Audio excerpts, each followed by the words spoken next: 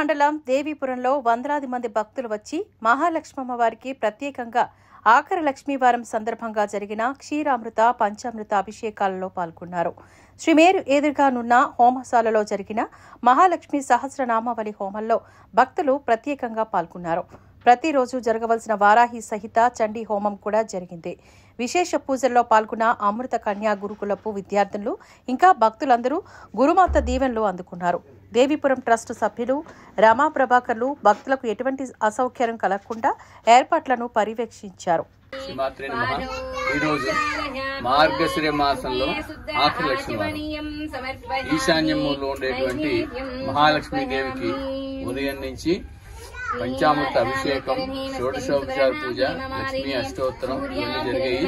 అయిన తర్వాత ఇప్పుడు మంగళహారతి, నైవేద్యం అవన్నీ అవుతున్నాయి. చాలా చక్కగా జరిగాయి ఈ ఏడాది కార్యక్రమాలన్నీ కూడా. మార్గశిర మాసంలో అన్ని లక్ష్మీవారాలు కూడా ప్రజలు అమ్మవారి దర్శనం చేసుకోవడానికి, అమ్మవారి కటాక్షం పొందడానికి చాలా మంది చాలా ప్రదేశాల నుంచి లోకల్ గా, రీజనల్ గా, తర్వాత నేషనల్ ఇంటర్నేషనల్ వాళ్ళు కూడా వచ్చి చాలా చక్కగా చేసుకోవడం, అమ్మవారి కటాక్షాన్ని నోచుకోవడం అదంతా మనం చేసుకున్న అదృష్టం. ఈరోజు అమృత కన్యా గురుకులం పిల్లలు చాలా చక్కగా దగ్గరుండి ఇవన్నీ కూడా నేర్చుకుంటూ వాళ్ళు కూడా పూజలు జరిపారు.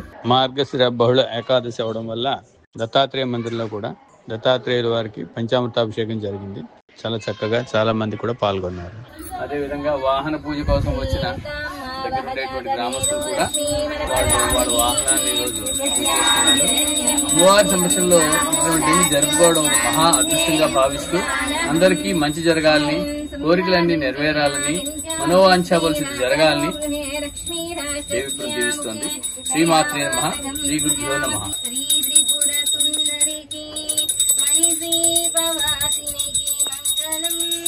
జయమంగళం నిత్యశుభమంగళం ఓంకార రూపిణికి హింకారవాసిని